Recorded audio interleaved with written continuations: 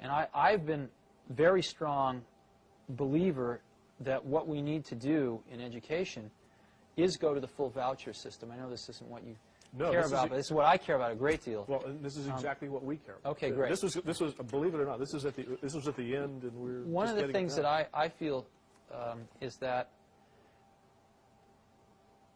right now, you know, if you ask who are the customers of education, the customers of education are the society at large, employers that hire people, right, things like that. But ultimately, I think the customers are the parents. Not even the students, but the parents. And the problem that we have in this country is that the customers went away. The customers stopped paying attention to their schools for the most part. And gave their kids to the... Well, what happened was that mothers started working. And they didn't have time to spend at PTA meetings and watching their kids' school. Schools became much more institutionalized. And parents spent less and less and less time involved in their kids' education. And what happens when a customer goes away and a monopoly gets control, which is what's happened in our country, is that the service level almost always goes down. I remember seeing a bumper sticker when the telephone company was all one, AT&T, the Bell system. I remember seeing a bumper sticker with the Bell logo on it, and it said, "We don't care. We don't have to." You know? And that's what a monopoly is. Sure. That's what IBM was in their day, and that's certainly what the public school system is. They don't have to care. Now, it turns out, let's go through some economics. The most expensive thing most people buy in their lives is a house. The second most expensive thing is a car, usually. And a car costs, average car is approximately about $20,000 now, $16,000, $20,000. And an average car lasts about, what, 8 years?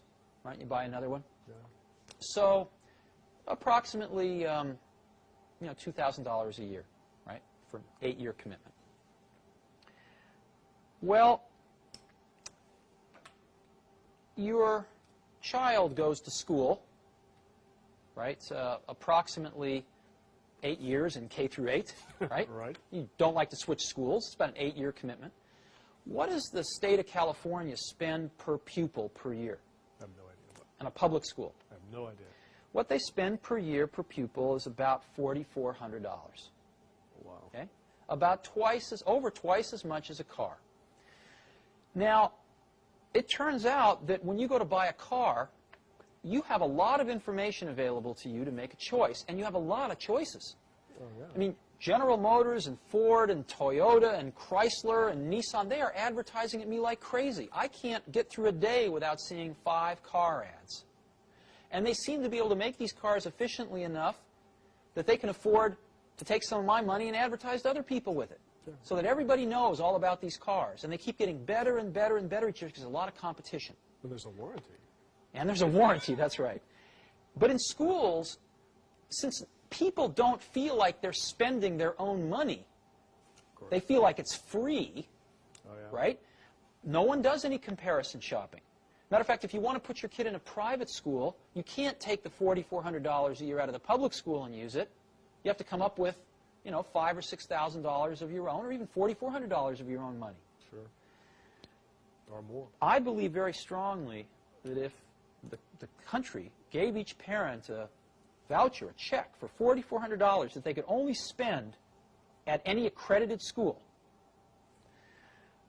that several things would happen. Number one, schools would start marketing themselves like crazy to parents to get students. Secondly, I think you see a lot of new schools starting. I've suggested as an example, if you go to Stanford Business School, they have a public policy track. They could start a school administrator track. So you could get a bunch of people coming out of college, tying up with somebody who just got out of business school. They could be starting their own schools. Sure. You could have 25-year-old kids out of college, very idealistic, full of energy. Instead of starting a Silicon Valley company, they'd start a school. And I believe they would do far better than many of our public school teachers do. The third thing you'd see is I believe that you would see the quality of schools, again, just like in a competitive market, start to rise. Some schools would go broke. A lot of the public schools would go broke.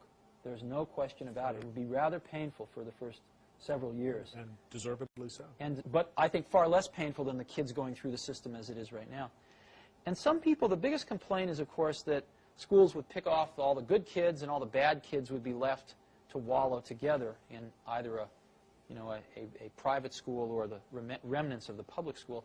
To me, that's like saying, well, all the car manufacturers are going to make BMWs and Mercedeses, and nobody's going to make a $10,000 car. Well, I think the most hotly competitive market right now is the $10,000 car area. You've got all the Japanese playing in it. You've got General Motors that spent $5 billion subsidizing Saturn so far so that they can compete in that market. You've got Ford, which has just introduced 2 new cars in that market. You've got Chrysler with the Neon.